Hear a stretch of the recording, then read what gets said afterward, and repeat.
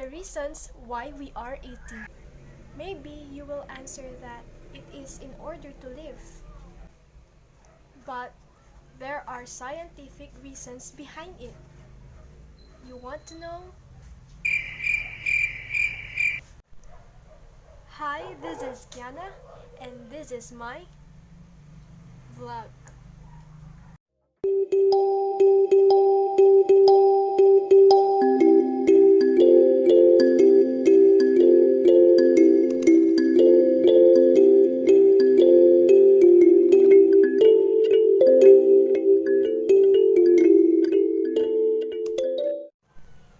In today's episode, we will be talking about biological molecules. So, what are biological molecules? Biological molecule is any numerous substances that are produced by cells and living organisms. It has a wide range of sizes, structures, and performs a wide array of functions. There are four major types of biological molecules: carbohydrates, lipids, proteins, and nucleic acids. The first biological molecule is carbohydrates. Carbohydrates serve as fuel and building material. Carbohydrate is the main source of energy for cell metabolism. It is made up of carbon, hydrogen, and oxygen. It is composed of simple repeating units called sugars or monosaccharides. It is a good source of raw materials for other organic molecules and energy. To know more about carbohydrates, Illustra, roll in. Oh, hello, I am Illustra. Today, I will be showing you more information about carbohydrates. There are three classifications of carbohydrates: monosaccharide, disaccharide, and polysaccharide. Monosaccharide has one sugar unit, the simplest carbohydrate with basic formula CH2O, and it is the major cellular nutrient. It is often incorporated into more complex carbohydrates. The examples are glucose, fructose, and galactose. The next classification of carbohydrate is disaccharide. It comprises of two sugar units connected via a glycosidic linkage. It is an energy source, and it is considered a sweetener and dietary component. Examples are sucrose, lactose, and maltose. Third classification of carbohydrates is polysaccharide. It is composed of many sugar units linked by glycosidic bonds. It is the storage material for important monosaccharide. It is the structural material for the cell or the entire organism. Examples are starch, glycogen, and cellulose. The second biological molecule is lipids. Lipids are a diverse group of hydrophobic molecules. It is composed of carbon, hydrogen, and oxygen, but there is a little amount of oxygen compared to carbon and hydrogen. Lipids are hydrophobic, insoluble, or barely soluble in water. Lipids are a class of large biological molecules that are not formed through polymerization. To know more about lipids, Illustra, roll in. Attention! Do you want to know more about the second biological molecules? Well, let's start.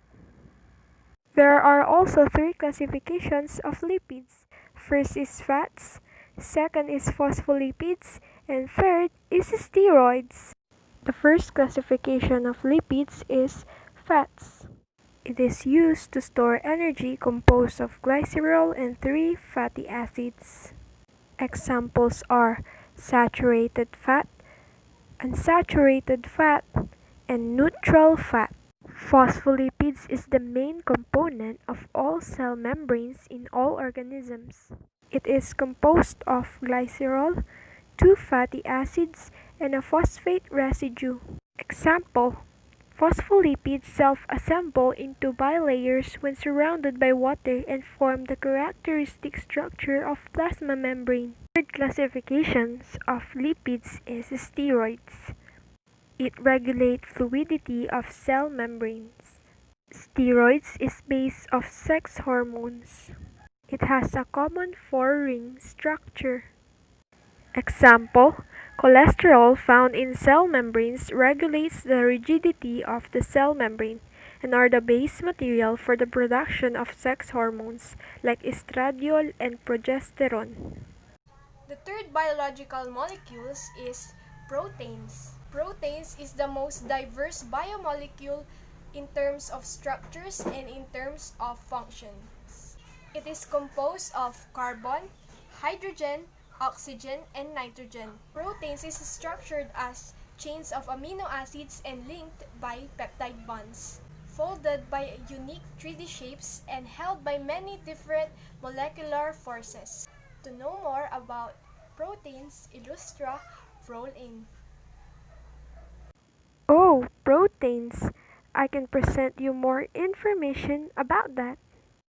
These are the different groups of proteins. First, we have enzymatic proteins. It performs selective acceleration of chemical reactions. Second, we have hormonal proteins. It performs coordination of an organism's activities. Third, we have contractile and motor proteins. It performs movement. Next, we have transport proteins. It performs transport of substances. Fifth, we have defensive proteins. It performs protection against disease. Six, we have storage proteins. It serves as the storage of amino acids. Next, we have structural proteins. It serves as a support. Lastly, receptor proteins. It serves as the response of cell to chemical stimuli. Fourth biological molecules is nucleic acids. Nucleic acid store, transmit, and help express hereditary information.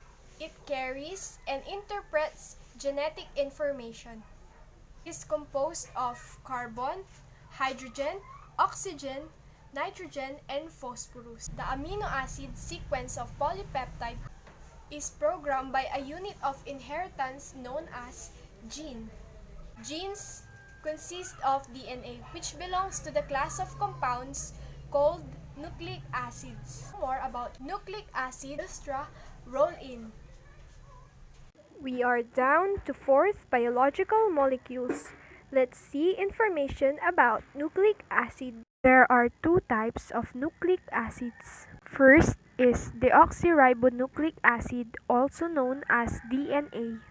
It stores hereditary information, the genetic material of most organisms in the form of a double helix. Has four kinds of bases: adenosine, guanine, cytosine, and thymine.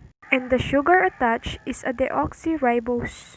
The next type of nucleic acid is ribonucleic acid, also known as RNA. It has functions in protein synthesis, the genetic material of retroviruses.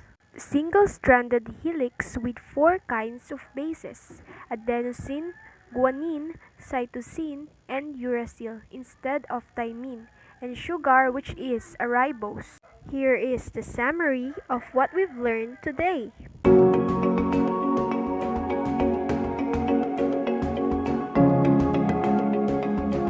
Until the next time, I am Illustra, your knowledge correspondent. Bye! And that's all for my first vlog. Don't forget to like, comment, share, subscribe, and hit the notification bell for more updates. Goodbye!